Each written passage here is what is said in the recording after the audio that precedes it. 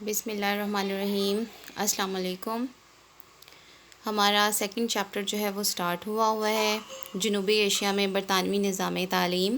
اس کا ہم نے تعارف بھی پڑھ لیا تھا اور اس کا ہم نے جو ہے وہ پہلا کوسچن جو ہے وہ کر لیا تھا۔ آج ہمارا سیکنڈ کوسچن ہے وہ ہے ایسٹ انڈیا کمپنی کی پالیسی کیا تھی، اس کی وضاحت کریں۔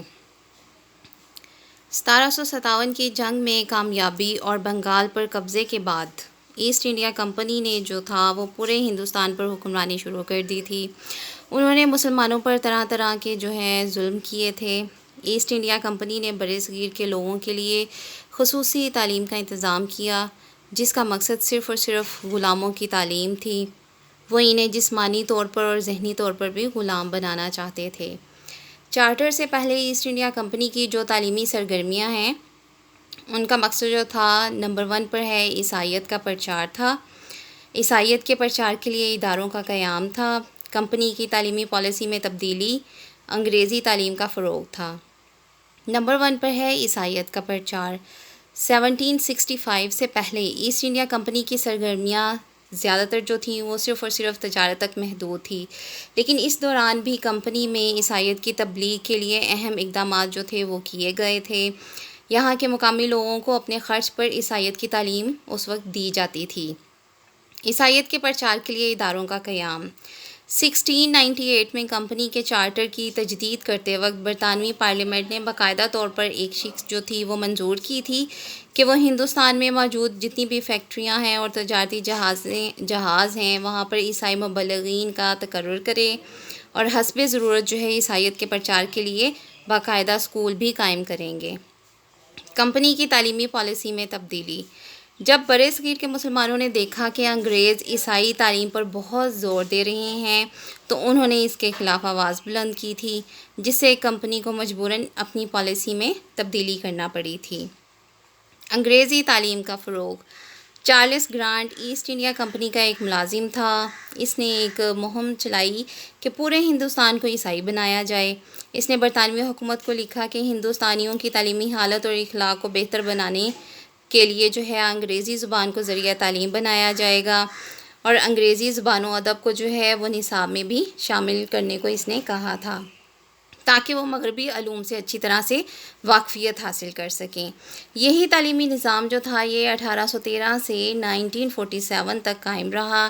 اس لیے چارلس گرانٹ کو برِ صغیر کی موجودہ تعلیمی نظام کا بانی بھی کہا جاتا ہے۔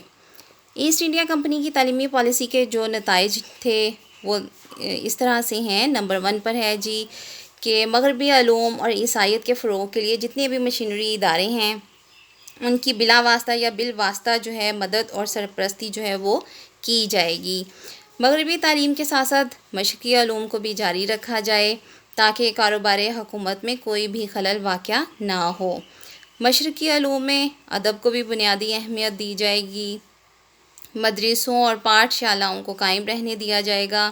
اعلیٰ مذہبی اداروں کو مالی امداد دی جائے اور پنڈتوں اور مولویوں کو خطابات اور انعامات سے بھی نوازا جائے گا، اور جتنے بھی بااثر ہندوستانی ہیں ان کا اعتماد حاصل کرنے کے لیے ان کے بچوں کو بھی اعلیٰ ملازمتیں دی جائیں گی، اور ایسے نئے اداروں کا قیام عمل میں لایا جائے گا جو کمپنی کے پیدا ہونے والی نئی ضروریات کو پورا کر سکیں گے، اور ان میں ایسے افراد تیار کیے جائیں گے جو ان کے نئے نظام کو کامیاب بنانے اور کمپنی کے استحکام میں معاون ثابت ہوں گے۔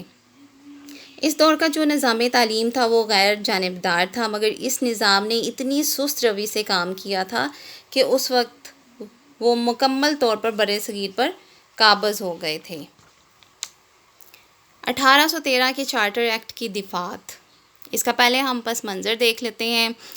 اس دور کے جائزے سے ظاہری طور پر یہ احساس ہوتا ہے اور مغربی مورخین نے بھی یہ ثابت کرنے کی کوشش کی ہے کہ ایسٹ انڈیا کمپنی برِ صغیر کے تعلیمی معاملات میں غیر جانبدار تھی، لیکن کیا ہے حقیقت اس کے بالکل بھی الٹ تھی، کیونکہ یہ کمپنی ایک ایسی تعلیمی پالیسی پر کام کر رہی تھی جس کی وجہ سے مقامی تعلیمی نظام اپنی موت آپ ہی مر گیا تھا، اور کمپنی کا جو نظام تعلیم ہے اس نے اپنی تیز رفتاری کے ساتھ مکمل تسلط جو ہے وہ اس وقت حاصل کر لیا تھا۔ کمپنی کی اس تعلیمی حکمت عملی کو برطانیہ کے مذہب پرستوں نے عیسائیت سے غداری سمجھا، جس کے نتیجے میں 1813 کا چارٹر ایکٹ پاس کیا، جس کی دفعات جو ہیں وہ اس طرح سے ہیں۔ نمبر 1 تعلیم جو ہے وہ کمپنی کی ذمہ داری ہوگی. ہندوستانیوں کی تعلیم کے لیے 1 لاکھ روپیہ اپنے وسائل میں سے خرچ کرنا ہوگا. تعلیم کے لیے جو رقم مختص کی گئی ہے وہ باقاعدہ مغربی علوم کی اشاعت اور مشرقی علوم کی احیاء اور مقامی اہل علم کے حوصلہ افزائی کے لیے جو ہے وہ خرچ کی جائے گی. تعلیم کا جو اولین مقصد ہے وہ اہل ہند تک عیسائیت کا پیغام پہنچانا ہوگا، جس کے لیے مشینری اداروں کی سرپرستی کی جائے گی. مغربی علوم و سائنس کی تعلیم انگریزی زبان کے ذریعے دی جائے گی. 1813 کا یہ جو چارٹر ایکٹ بر صغیر میں انگریزی نظام تعلیم کے لیے جو ہے وہ ریڑھ کی ہڈی کی حیثیت جو ہے وہ رکھتا ہے، کیونکہ بعد میں جتنے بھی تعلیمی منصوبے بنے ہیں وہ اس کے مطابق ہی بنے تھے.